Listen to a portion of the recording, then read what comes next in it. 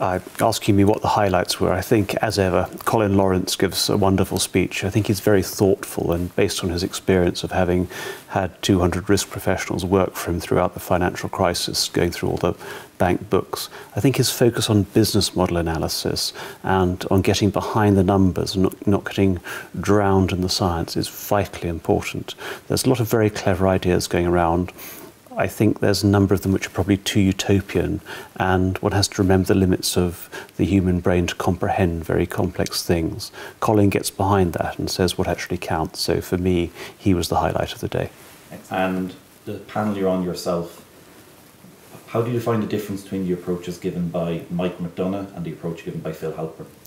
I think they're sort of products of very different cultures, and Philip has clearly worked an awful lot in Russia, and there's certain unique aspects to the environment there which he's been very apt at dealing with. What I like about what Philip says is that he combines a very strong academic bent with a very strong grasp of actually what it takes to get things done. That is something which is vitally important to remember. I think Mike offers an interesting typology, because processes and how one gets to processes in a structured, orderly way is important.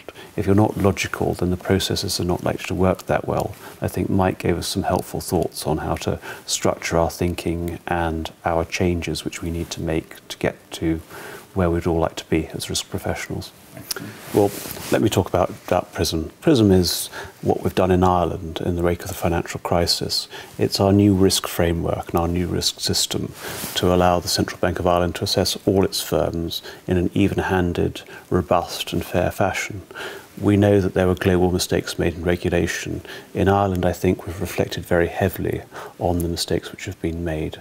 And we've said, what can we do better?